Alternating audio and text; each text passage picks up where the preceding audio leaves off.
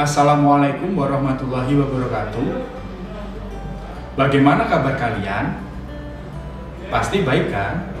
Semoga kita semua selalu diberikan kekuatan, kesehatan untuk mengikuti pelajaran hari ini.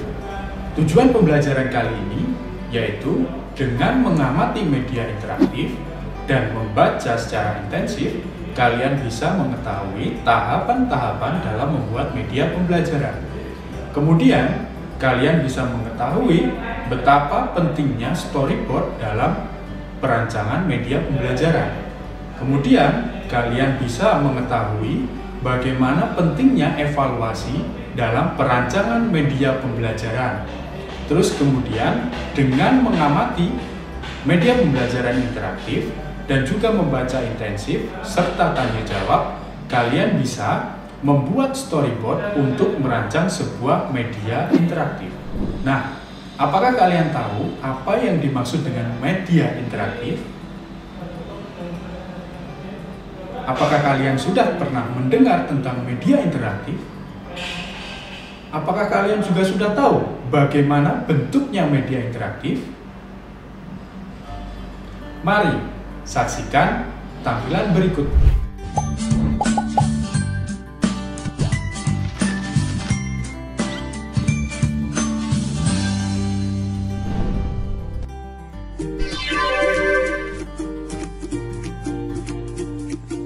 Apa itu ekosistem?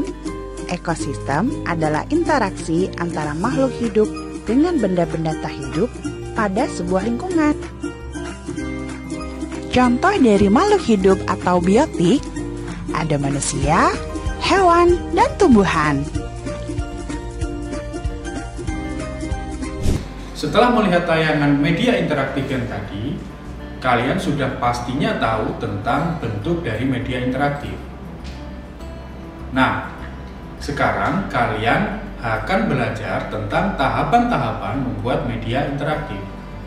Dalam membuat media interaktif, terdapat 6 tahapan. Yang pertama adalah tahapan konsep, yang kedua tahapan perancangan, yang ketiga tahapan pengumpulan bahan, yang keempat tahapan pembuatan media, yang kelima tahapan percobaan, dan yang keenam adalah tahapan distribusi. Dalam tahapan konsep perencanaan multimedia interaktif, kalian diminta untuk pertama menentukan tujuan dari media interaktif, yang kedua mengidentifikasi user pengguna dari media interaktif yang kalian buat, yang ketiga menentukan bentuk media interaktif yang kalian buat, yang keempat, kalian diminta untuk menentukan struktur navigasi dari media interaktif yang kalian buat. Yang kelima, kalian diminta untuk menentukan model dari media interaktif yang kalian buat. Tujuan pembuatan media bisa kalian isi dengan alasan kenapa kalian membuat media itu. Apakah untuk pembelajaran, untuk hiburan, atau untuk explainer.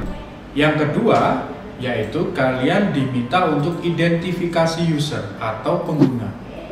Apakah pengguna kalian itu tingkat SD, sekolah dasar, atau SMP, atau SMA, atau dalam sebuah organisasi? Karena pengguna ini menentukan apa yang nanti kalian buat. Yang ketiga, kalian diminta untuk menentukan bentuk dari media interaktif yang kalian buat. Apakah bentuknya berupa simulasi, atau berupa game, atau hanya berupa tutorial. Kemudian yang keempat, kalian diminta untuk menentukan struktur navigasi dari media yang kalian buat. Apakah kalian hanya membuat sebuah media yang bersifat linier, atau kalian bisa membuat struktur hierarki, artinya dapat berubah atau dapat dikendalikan oleh pengguna ketika berpindah dari satu halaman ke halaman yang lain. Kemudian yang terakhir, dalam tahapan konsep, kalian diminta untuk menentukan model dari media interaktif yang kalian buat. Tahap perancangan adalah tahap yang paling penting dalam pembuatan media interaktif kalian. Pada tahap ini, kalian diminta serinci mungkin menentukan spesifikasi dari media interaktif yang kalian buat. Dalam tahapan ini, kalian diminta untuk membuat sebuah storyboard.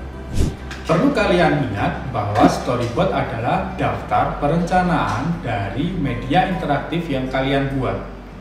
Jadi, kalian diminta sedetail mungkin untuk menuliskan atau menerangkan dari media interaktif yang kalian buat. Yang perlu kalian perhatikan dalam pembuatan storyboard, yang pertama adalah menggunakan gambar-gambar yang menarik perhatian. Kemudian, kalian siapkan gambar-gambar itu disertai dengan penjelasan dan keterangan yang lengkap.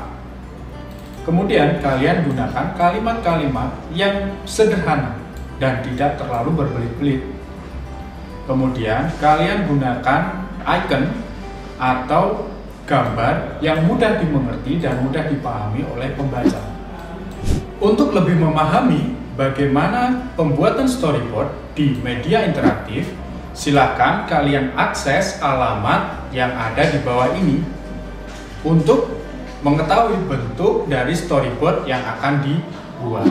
Kemudian silakan kalian kerjakan materi-materi yang ada di LKPD yang sudah kita share di link yang ada di bawah ini.